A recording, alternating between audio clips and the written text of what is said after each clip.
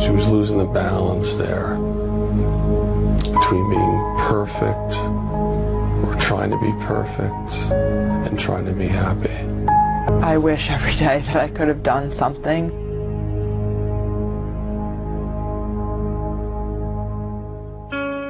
When Madison Holleran began her freshman year at the University of Pennsylvania, her family and friends assumed she would excel there, just as she had everywhere, in the classroom, on the soccer field, on the track. Before she got to Penn, what did she struggle with? Not too much.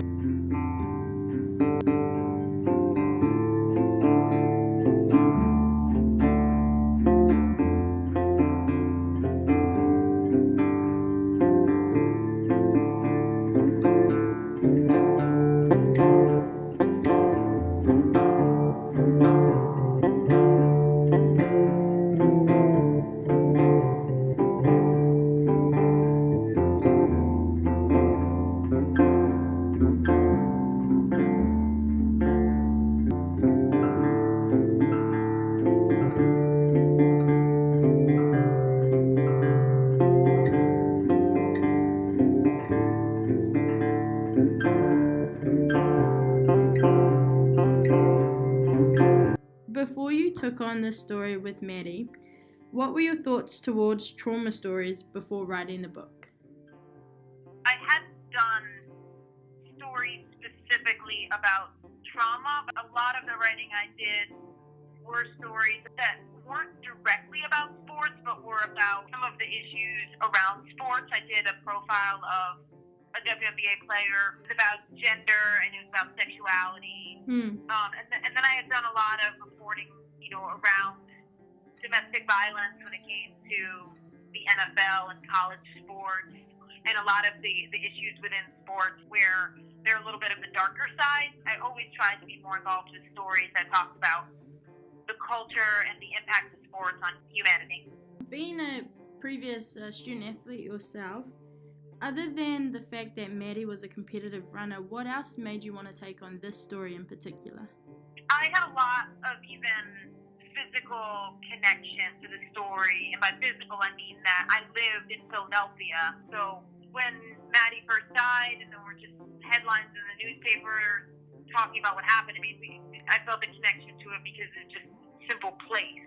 So with that combined with how much of myself I saw in Maddie and in how much that culture intrigued me, with all of those combinations, I felt like I could bring a lot of empathy and insight to her story.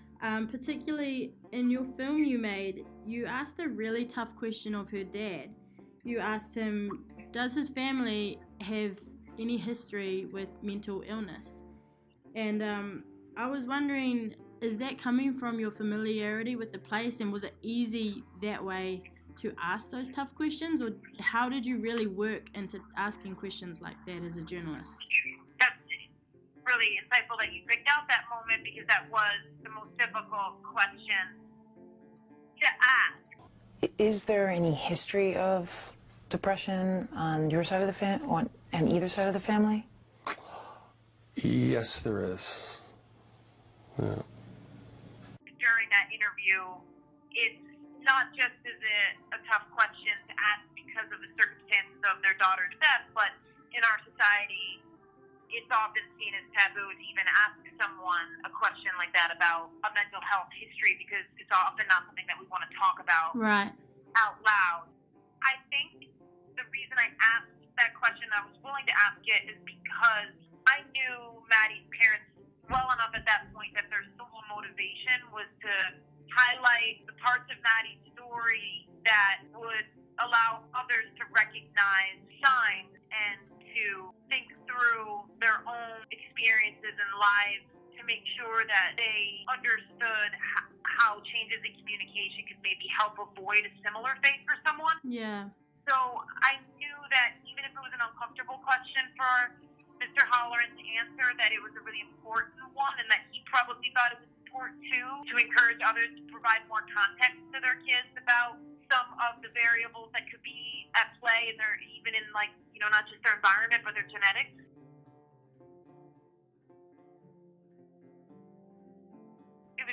difficult to broach the subject of drinking. And I think that was a question that I found hard to ask, even of Maddie's friends and of her family, because there's so much connotation on like drinking equals this kind of behavior. I try to write about just enough so that people can recognize it as a sign, but not enough that it changes what you might think of who Maddie was.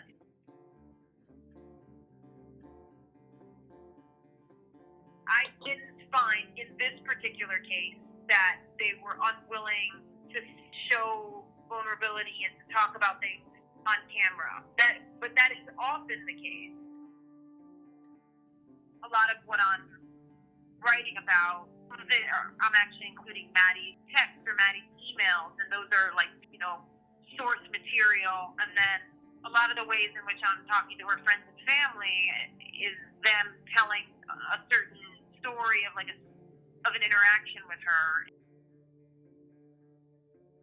I ran the manuscript through the American Foundation for Suicide Prevention because I wanted to check all my blind spots and make sure nothing I was writing would be deemed by professionals to be unhealthy. And then I worked closely with Maddie's godfather, who's also a lawyer, on the manuscript because I wanted to make sure that the representation of their daughter that I was building was one that they connected with. I mean, I'm not a very aggressive journalist in terms of like being a bulldog. So if I've proved myself up to being able to ask the question, I've made sure that I've built up social capital with whoever it is I'm asking that question of, that it's on par with the relationship we have.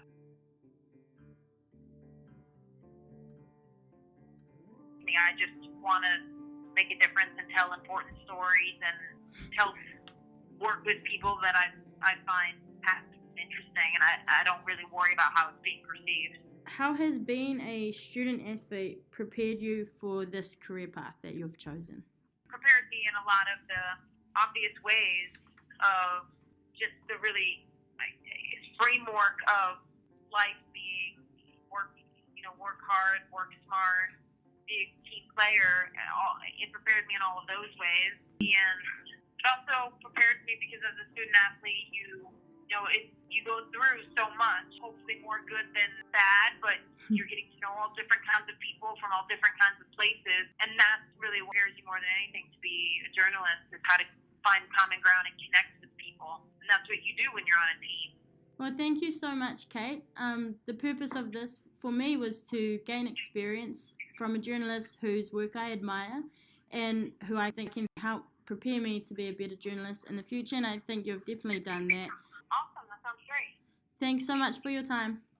Yeah, thanks so much. Good luck. All right, all the best. Bye.